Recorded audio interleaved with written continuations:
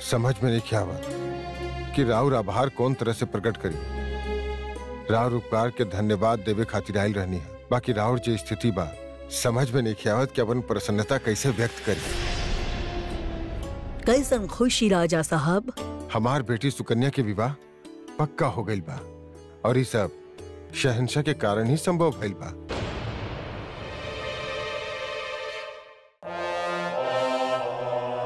तक लिया।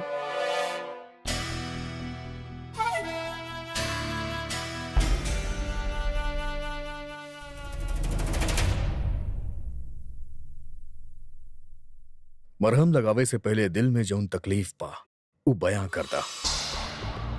जब दिल के बात समझ ही गईल बाड़ा तब पूछे के तकल्लुफ काहे? जवाब दे दा। सवाल जाने ली, लेकिन फिर भी हम तहरा जबानी सुने चाहता। पहला सवाल, ए तरह अचानक जोधा बेगम के बहन सुकन्या के रिश्ता काहे करवैले रहुआ? दूसरा सवाल, राजा भारमल जे आमेर आवे के न्योता देले बानी रहुआ के, ओकरा बारे में रहुआ का सोचले? और तीसरा सवाल, का रहुआ जाई? बड़ा कमाल के सवाल बात हार रुकैया। खैर,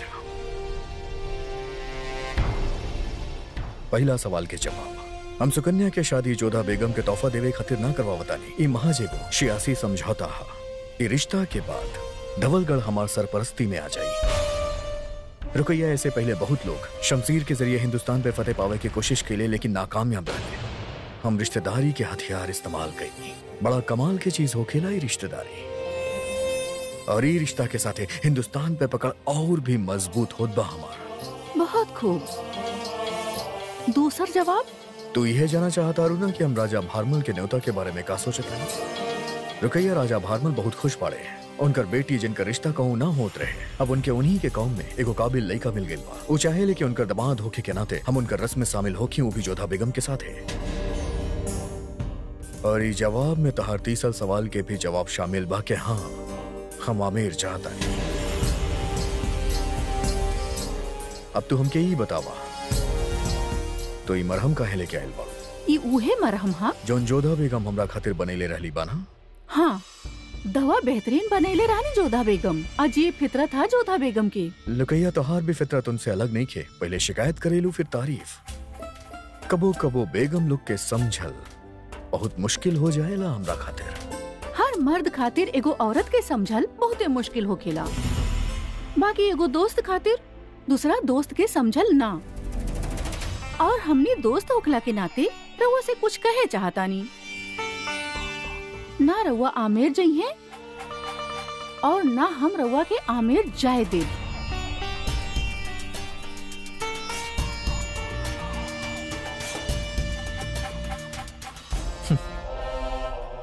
हक जता के हमसे हमारी हक छीन ले लो। तहार अदा भी अजब बारू कया।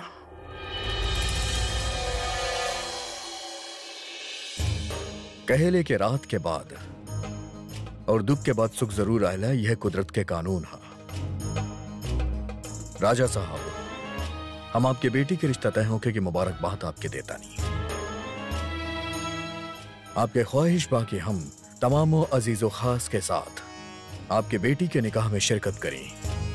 हम आपके गुजारिश पे गौर फरमेंगी और ये फैसला लेने की हम आपके न्योता कबूल करता नहीं।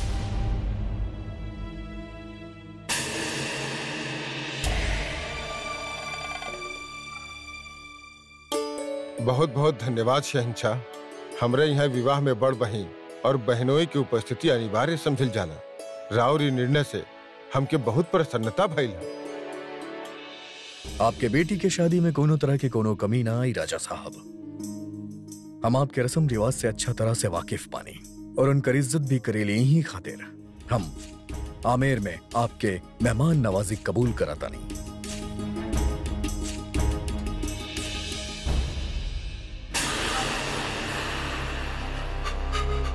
जलाल के होका गइल बा।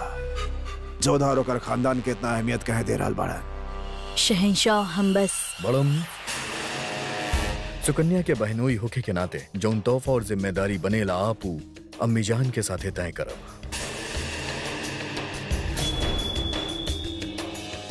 जलाल के होका गइल बा, चाहे तो बेगम जोधा के भेज देवी, पर खुद जाए के का जरूरत बा। अब रहुआ आज्ञा दी शहंशाह। हम आपके रोक भी ना सकेली राजा साहब। हम समझ सकेली के अपन बेटी की शादी के तमाम तैयारी आपके करे के बाद आप बेफिक्र होकर रुखसत ली, हम वक्त पे वहां पहुंच जाए।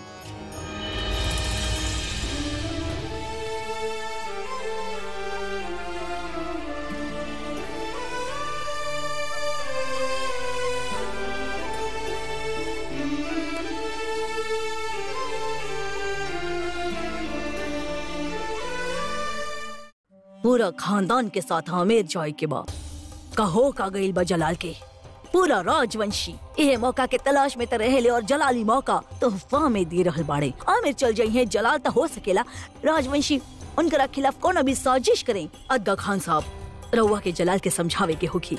अभी अभी खतरा से बाहर निकलल बाड़े, हम दोबारा उनके खतरा में ना डाल सकब।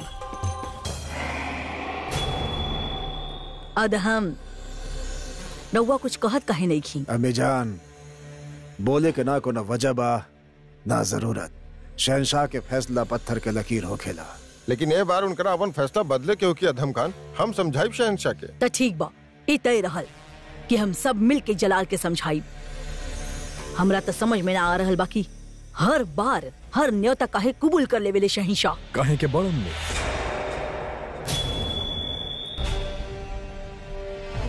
जंग और अमन के न्योता शहंशाह ना ठुकरावेले। जलाल हम सबकर दरख्वास्त बा रउआ से कि रउआ आमिर ना जाइन। हाँ शहनशाह, राजवंशी रहुआ से दुश्मनी ठान के बैठल बड़े। अगर दुश्मन बाड़े तो दोस्त भी बाड़े अदकशा। और फिर ये रिश्ता हम खुद तय कैले बानी। अगर हम में मौजूद ना हो खब तय हमार तौहीन हुई। लेकिन जलाल राउर दुश्मन हुआ। दुश्मन के कमी ना पहले रहे बड़म्मी और ना अब्बा, और हमार हौसला पहले भी बुलंद रहे और अब भी बुलंद बा। राउर हुकुम सराक पे हुजूर।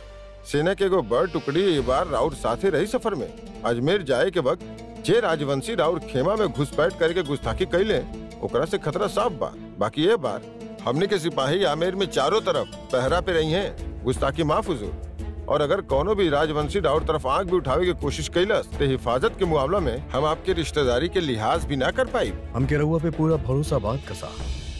रउआ के जैसे मुनासिब लगे आप करी, लेकिन ई तय बा के हम हमार बड़म में अदम भाई जौन और शरीफुद्दीन और तमाम अजीज के साथ हम आमेर जरूर जाइब।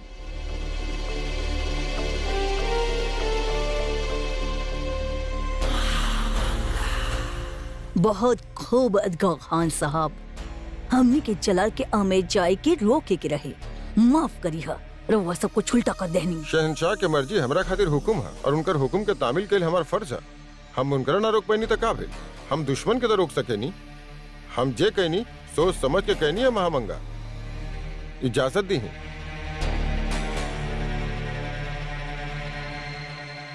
रउआ अभी तक सोच ही रहल बानी अधम। अम्मी जान, हम सोचल बंद कर देले बानी। अब बस करा, सोचब ना।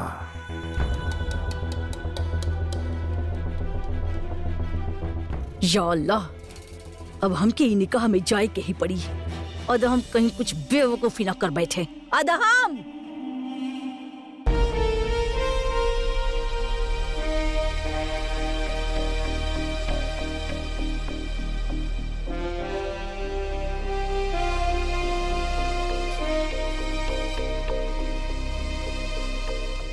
बाघ के नाखून भी बड़ा गजब हो खेला। जख्म चाहे सूख जाए लेकिन निशान याद रहेला। शहनशाह के इकबाल बुलंद होके जोधा बेगम रउआ से मिले की इजाजत चाहता रही। इजाजत बा।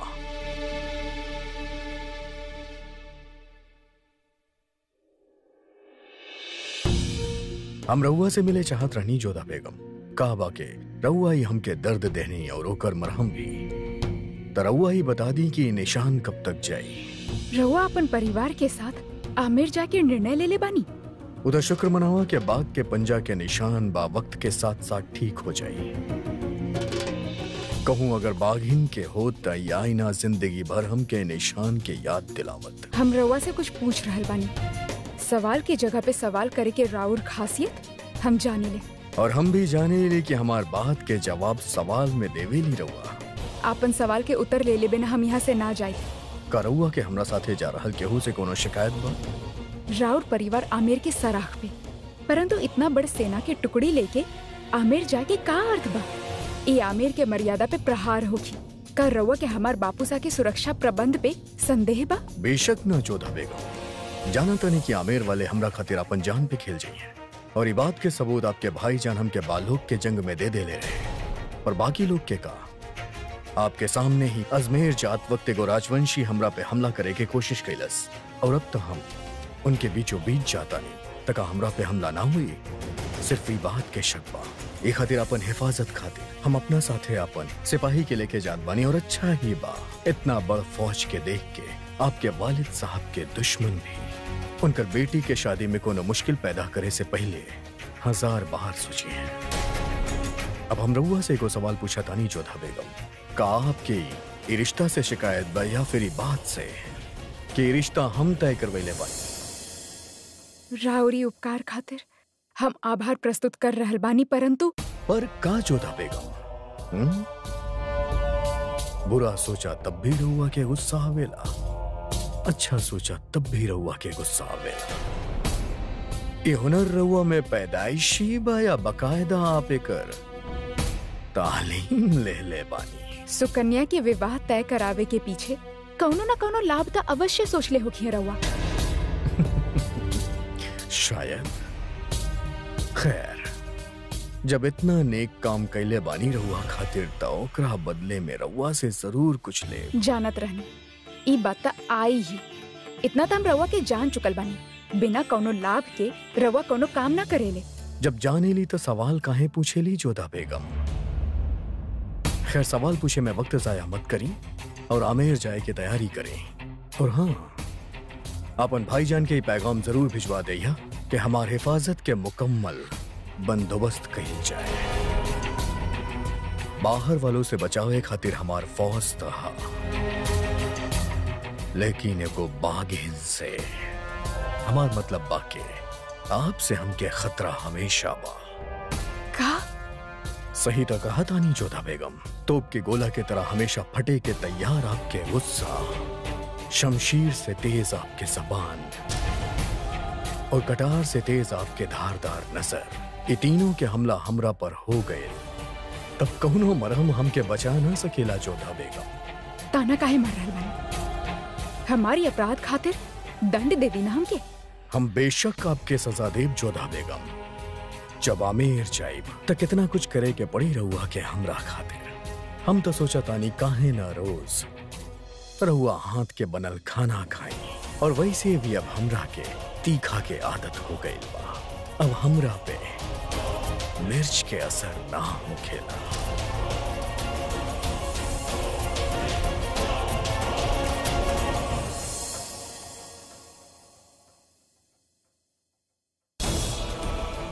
ईका कहनी आप शहंशाह, आप इतना खूबसूरत मौका गवा देनी।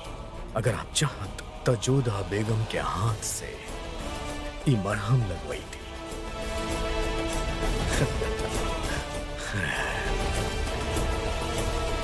ऐसा मौका आमेर में बहुत मिली। आदाब बेगम रुकैया, हम अकेले में रउआ से कुछ गुफ्तगू करे चाहब।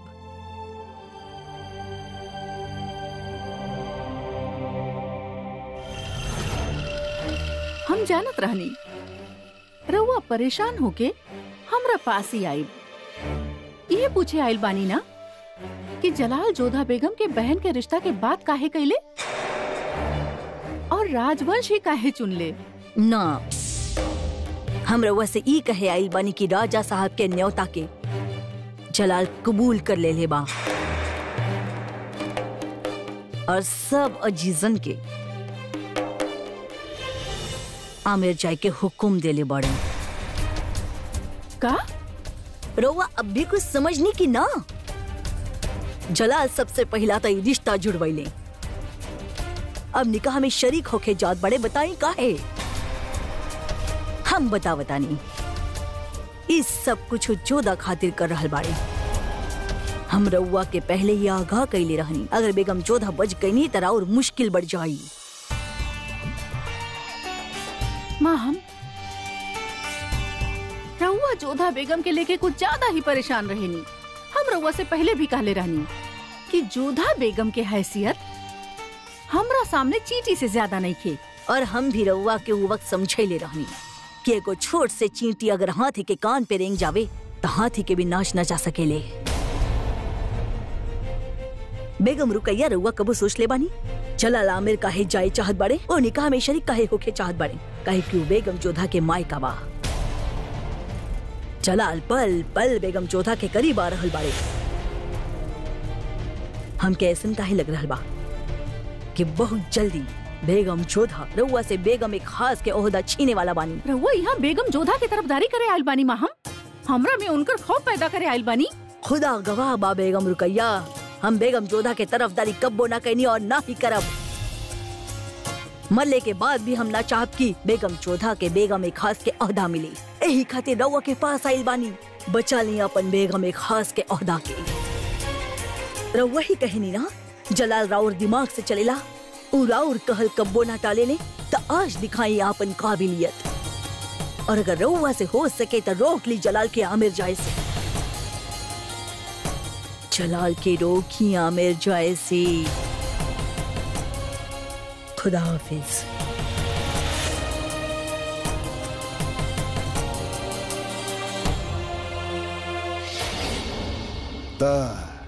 कैसन लागल हमार चाल? माशाअल्लाह। हमके तो लागत रहे कि तोरा के खाली गुस्सा ही आवेला, पर ये बहुत खूब चाल है। करब हमनी के और बदनाम होखी आमिर। तो क्या आमिर के बदनामी से इतना खुशी काहे हो रहा? हमारे जख्म पे मरहम जे लगी। आमिर से हमके वैसे भी बदला लेवे के रहे। इतना मुश्किल से लुटल खजाना हमरा राजा भारमल के वापस जे करे के पड़त रहे। अब हमार टीस पे ठंडक पड़ी।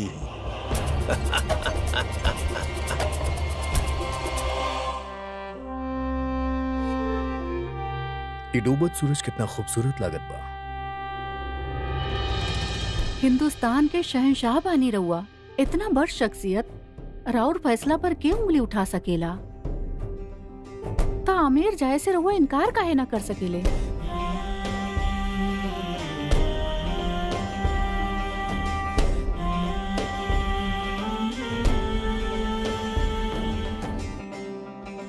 हम मोहब्बत करेली जोधा बेगम से।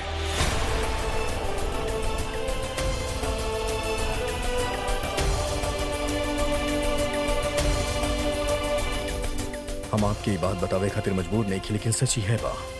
पता ना कहां पर एगो जादू से कर देले बड़ी वो हमरा ऊपर। उनके देखत ही दिल में कुछ होखे लागेला। उनके दूर जात देखत ही हमार दिल है सूरज की तरह डूबे लागेला। हम मोहब्बत करेली, उनसे दीवाना बन चुकल बानी, उनकर गुलाम बन चुकल बानी। दिन ब दिन हर पल हम उनसे और जुड़त जात बानी। रुकैया,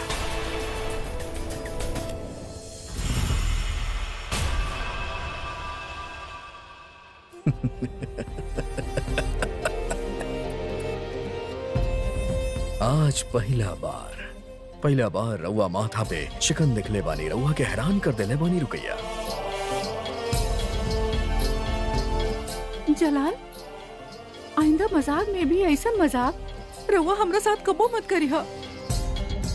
मजाक ही तबाह। रुकैया, हम आमे रिश्तेदारी निभावे ना चाहता नहीं। कहीं कि एगो शहंशाह के पास रिश्तेदारी के वक्त ना होके लग। रुकैया, हम तोरा पहले भी बतेले रहनी कि हम वहां सिर्फ और सिर्फ सियासी मकसद खातिर जाता नहीं। हम जोधा बेगम से निकाह कैनी और आमिर के अपन सरपरस्ती पे लेनी, और अब हम सुकन्या के रिश्ता तय कर देली। हम चाहता नहीं हमार औहदा उ लोग के नजर में और बढ़ जाए। हम वहाँ ओकर शादी में शिरकत करब तो सबके नजर के तारा बन जाएब। हम आमिर पे फतह कैनी। रुकैया, अब ओकर रियाया के दिल पे राज करे के बाम रखे। जिंदगी भर बगावत के ख्याल ही ना आई उनके जहन में। लेकिन जलाल, अगर रउआ के कुछ हो गइल तो? हमके कुछ होना होई। रुकैया, ए राजवंश अपन जबान और अपन आन के बहुत पक्का होखेले, या अपन बहिन के खाबिन के कुछ ना होखे दई। हम बस उनकर झुकल सर के देखे चाहता नहीं। खुदा के शुक्र बा, एक पल खातिर हमके लागल की रहुआ के कहूँ हमार सीना में दिल तना धड़के लागल।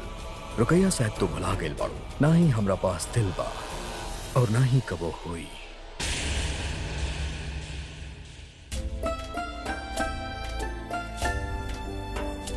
रहुआ जल्दी लौट आई हैं, हम राउर इंतजार करब। काहे? का तू हमरा साथे ना जाइबो?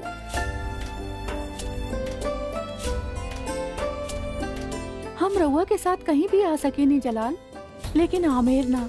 काहे कि वो जगह जोधा बेगम के मायका है और हमके वहाँ सुकून ना मिली। और हमके वहाँ सुकून काहे ना मिली, एकर वजह रहुआ बखूबी जाने ले।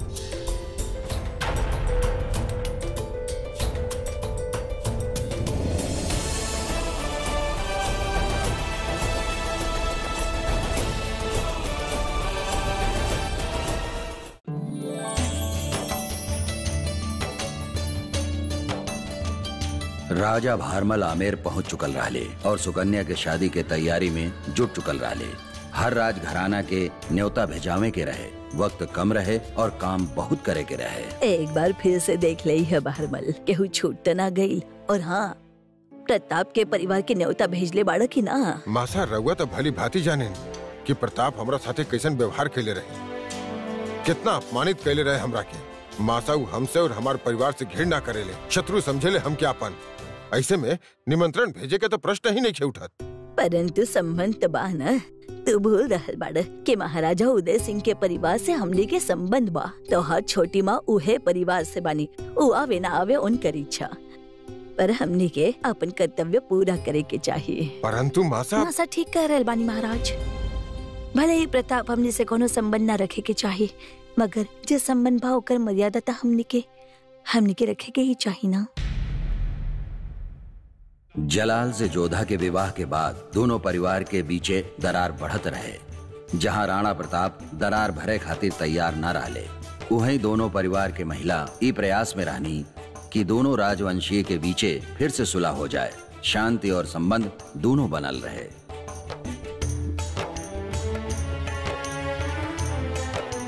समय घाव के भरे खातिर हो खेला। हमने राजवंश में योद्धा लोगन के यहाँ जन्म लेवे नहीं, फिर योद्धा लोगन से हमने के विवाह हो जाला, फिर योद्धा के ही हमने जन्म देवे नहीं।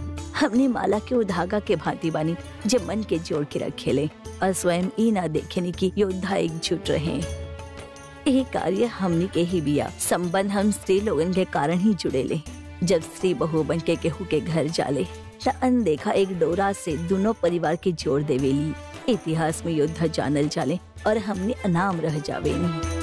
पुरुषन के अहंकार के तले हमने के अपन कर्तव्य ना दबे देवे के चाहिए। हमने के बेटी के संबंध जुड़ रहल बिया और हम चाहता नहीं कि राजवंश में श्रेष्ठ राउर पुत्र प्रताप यहाँ पधारे, ताकि हमने के बीच संबंध फिर से जुड़ सके।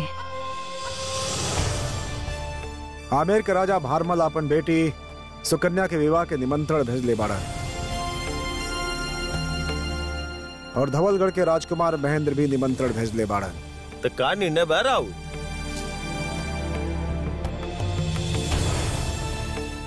हम दुविधा में बानी। जलाल हमार शत्रु है, उसे हाथ मिला लेने के कारण राजा भारमल से हमके घृणा बा। एगो देशद्रोही के यहाँ पर जाइल हमार स्वाभिमान के चोट होखी। बाकी एगो राजवंशी होखला के नाते हमनी के बहू, हमनी के बेटियन के इज्जत देहल, उनके आदर देहल हमनी के राजवंश के परंपरा रहल बा। दुविधा तो बहुत बड़ बा प्रताप। एक और शत्रुता और स्वाभिमान, दूसर और संबंध और कर्तव्य। और इस समय हमके कर्तव्य और संबंध के पड़ला भारी दिख रहल बा। तोहार पिता के संबंध आमेर से रहे और एगो राजवंशी पुत्री के विवाह में सम्मिलित होकर तोहार कर्तव्य बा। हमके लागत प्रताप तोहरा ये आमंत्रण स्वीकार कर लेवे के चाहिए। ऐसा रउआ कह रहल बानी गुरुजी। हाँ, कहे कि हमके सूचना बा कि तोहार घोर शत्रु मुगल बादशाह जलाल भी वहाँ पहुँच रहल बा, जेकरा से तू युद्ध कल चाहता। ओकर आंख से आंख तोरा अवश्य मिलावे के चाहिए। हम ओके फूटल आंख भी ना देखल चाहता नहीं गुरुजी। प्रताप, युद्ध कैला से पहले अपन शत्रु के शक्ति, ओकर नीति और चाल के अवलोकन कैल, ये राजनीति है। ई तोहरा खातिर एगो अवसर बा जलाल के ठीक से जाने के, ओकर शक्ति और चाल के समझे के। इतिहास उहे लिखेला प्रताप जे अपन शत्रु के शक्ति की जानत होके। यूं समझ ला कि ई आमंत्रण तोहरा खातिर एगो राजनीति की आवश्यकता है। ई जाने के अवसर है कि का तोहर तलवार के धार इतना सक्षम है जे जलाल के ढाल के भेद सके।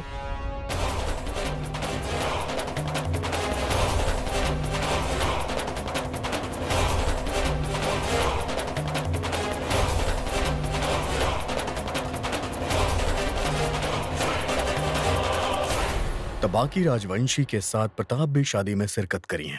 बहुत खूब, तू जा सकेला। आमेर जाए के मुकम्मल तैयारी कैल जाए।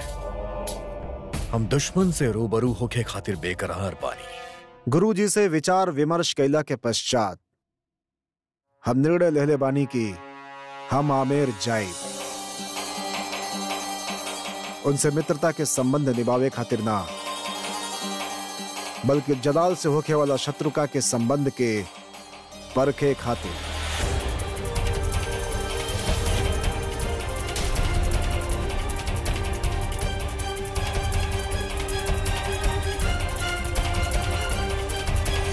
ये सब सामान यहाँ रखा।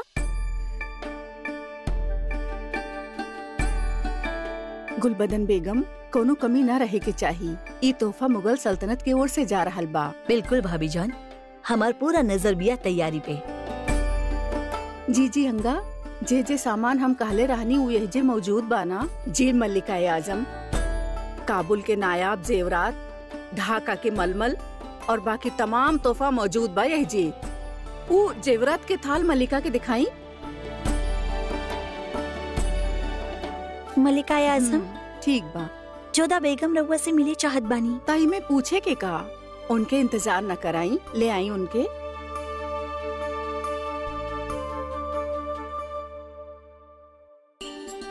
अम्मी जान, जीजी अंगा और फूफी जान के हमार प्रणाम।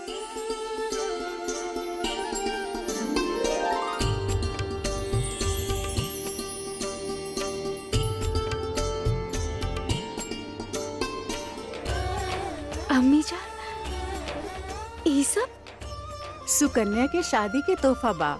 इनके करीने से सजावे में बेचारी जीजी अंगा 2 दिन से लागल बानी।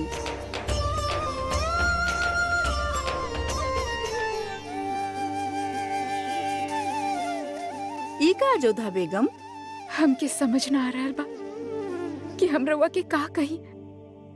हमार बहन खातिर इतना सब कुछ। ई का सवाल हा? तू हमार बेटी पहले बाड़ू और बहू बाद में। तोहार बहन खातिर हमार भी कोनो फर्ज बनेला। मुगल सल्तनत के बेगम के बहन भी आऊ। जैसे हमरा खातिर बख्शी बानू, वैसे ही सुकन्या। अम्मी जान, राउरी भेंट से तो अधिक मूल्यवान राउर स्नेह और राउर भावना बा हमरा खातिर। हमें राउरी भेंट के सदैव स्मरण रखी। सच में ई हमरा खातिर बहुत बड़ सम्मान है। ई तोहफा हमरा खातिर फर्ज भी है और सुकन्या के हक भी, समझ लो। और बात बात पे तोहार आंख में आंसू देखब हमके पसंद ना, चाहे वो खुशी के ही काहे ना होखे।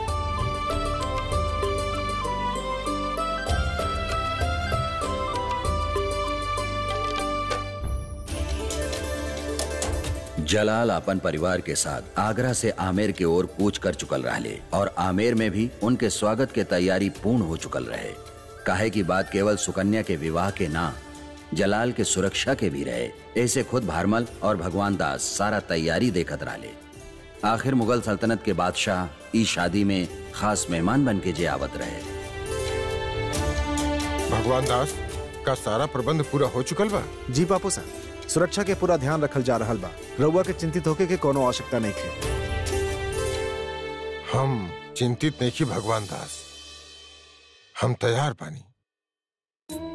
आमेर के कोई ऐसा कवच बना दे जकरा केहू चाह के भी भेद न सके और शहंशाह तक पहुंच न सके। यहाँ भारमल आमेर के कवच बनावे के सोचत रहले। उहाँ जलाल के दुश्मन ई कवच के हर हाल में भेद देवे चाहत रहले। जलाल के नुकसान पहुंचावे के मौका वो खोवे ना चाहत रहले।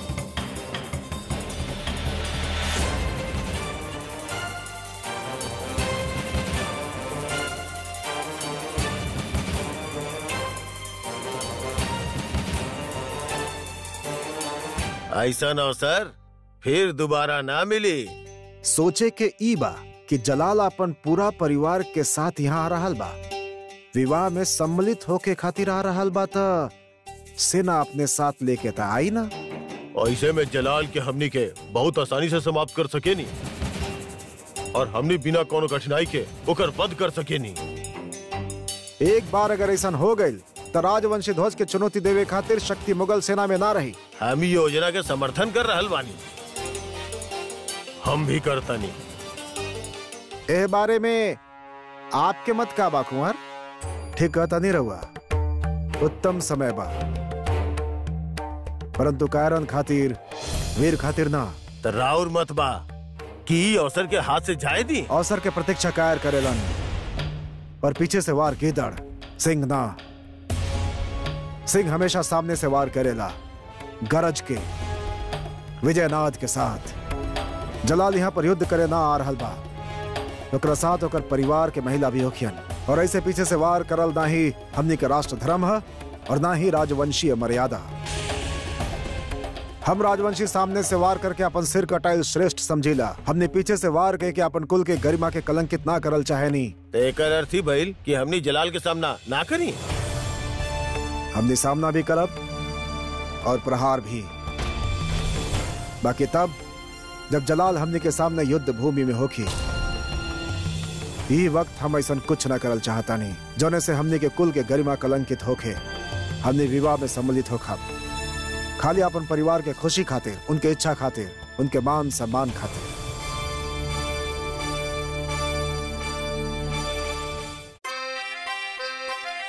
यहाँ जंगली जानवरन के आवाज सुन सुन के हमके तो नींद ही ना आ रहल बिया, और इहो भी पता ना कहाँ बाड़े। या खुदा मदद करी। अम्मी जान!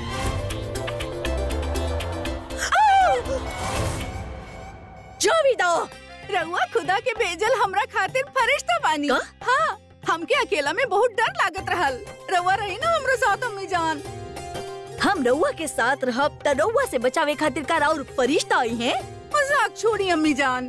अब बात के का बा, जब वो शहंशाह जैसन जाबाज इंसान के जख्मी कर सकेला तो हमके तक कच्चा ही चबा जाई। रउआ के चबा के खिला से उनकर हाजमा बिगड़ सकेला, कुछ ना होगी। अम्मी जान, रउआ के हमार सेवई के वास्ता।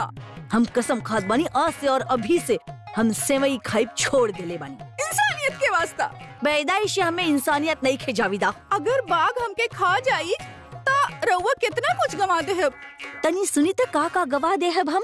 अब तनी रउआ सोची, अगर हम जिंदा रहनी त कल के हमार बच्चा होकी है, जे राउर पोता होकी है, फिर वो बड़ा होकी है, रउआ साथे शरारत करी है, रउआ उनके खेलई है, नहलई है, उनके लोरी सुनई है।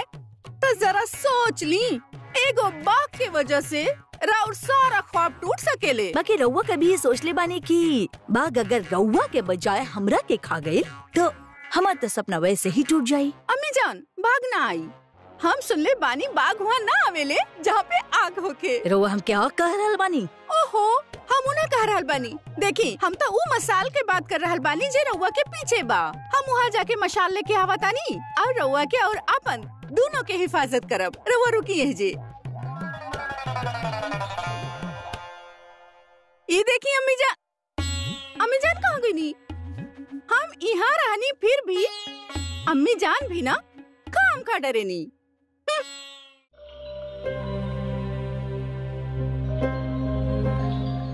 सुनी, एमे से हमार खेमा कौन से बा? ओ वाला। उ तो शहंशाह के बा।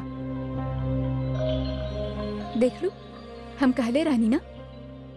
का बात बा रानी सा, आजकल शहंशाह के विषय में बहुत कुछ जाने और समझे लागल बानी रहुआ। कुछ ऐसन वैसन सोचे के आवश्यकता ना बा रहुआ के। सीधा से बात बा, जे खेमा के सामने इतना सारा सैनिक खड़ा होखी है, वो शहंशाह के खेमा होखी ना।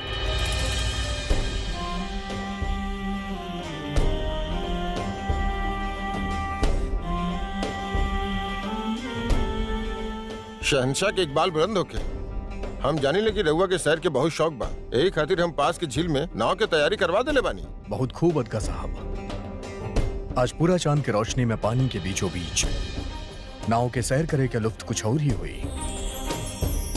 हुजूर, ए वक्त हमनी राजवंशन की इलाका में बानी। रउआ अभी तक पूरी तरह दुरुस्त भी नहीं की भाई, यही से हमारे को मशवरा है कि रउआ अकेले न जाए, सिपाहियन के एक टुकड़ी रउआ के साथे रही। सिपाहियन की टुकड़ी कहाँ जा रहल बात का साहब? सलाम मलिका आजम, शहंशाह नाव के सैर पे जाए चाहता रहे। हमार सलाह बा कि अकेले न जाए। जलाल अकेला काहे जाई है? जोधा बेगम। जी अम्मी जान। नाव के सैर पसंद बा रउआ के? जी हाँ, आमिर के माफ्ते में कई बार नौका विहार करत रहनी। तो ठीक बा, जलाल नाव के सैर पे जा रहल बाड़े, रउआ भी उनके साथ जाए।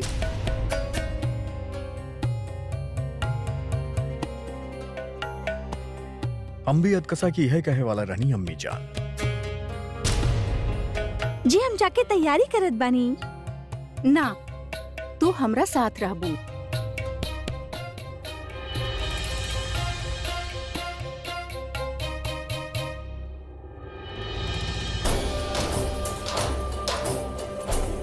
आई आई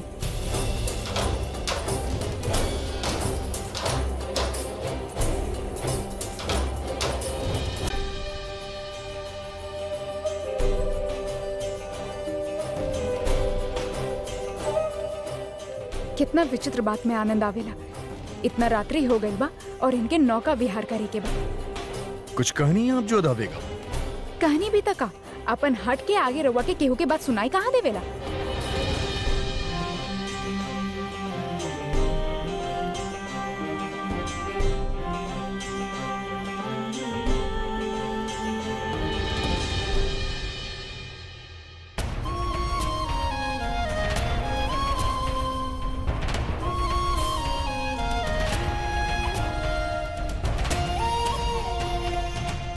ज्यादा सोची मत, हम आपके गिराई ना।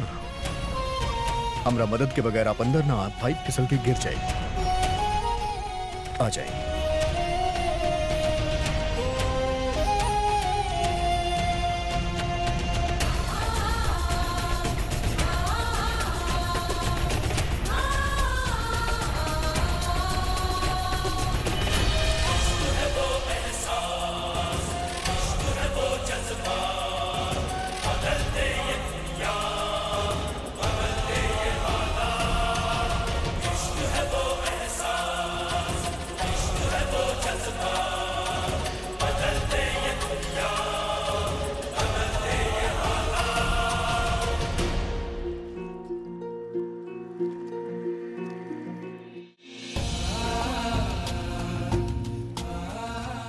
आपके दासी कहत रहली कि आपके नाव में सैर कैल अच्छा लागेला। आनंद मिलेला की दंड ई केकरा साथ बानी ओकरा पे निर्भर करेला। आपसे तो बहस ही ना कैल जा सकेला। ये तो समस्या बा शहंशाह, रउआ बात ना केवल विवाद करे जाने ले।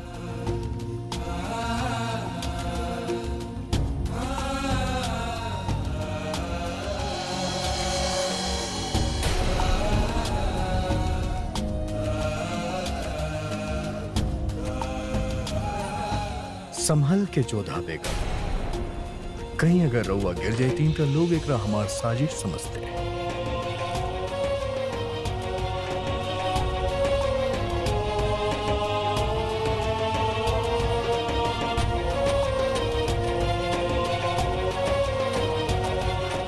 रउआ शांति से बैठल रहे।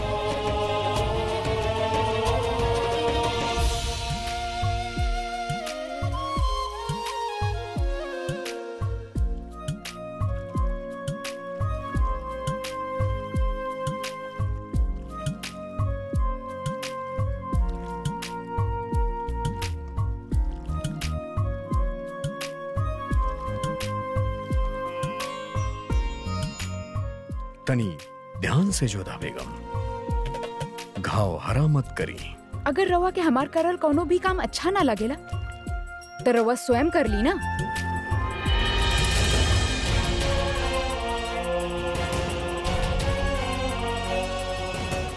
याद रखिए कि एक बार फिर से हम आपके जान बचेंगे। बैठ जाइए।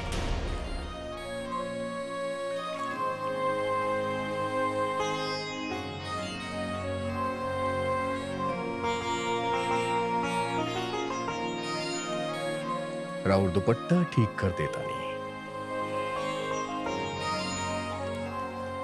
नाता लोग समझिए कि हम रउआ साथ है, शरारत कर देनी।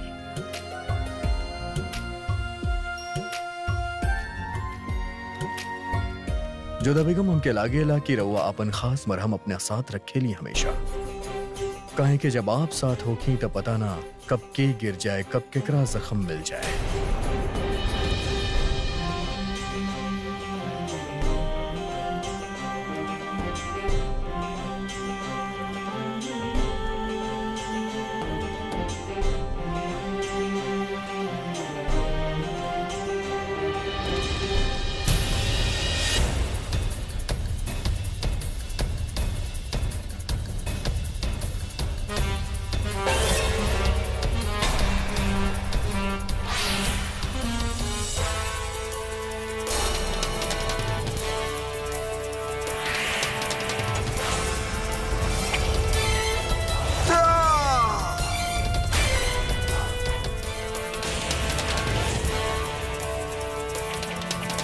होशियार जोधा बेगम।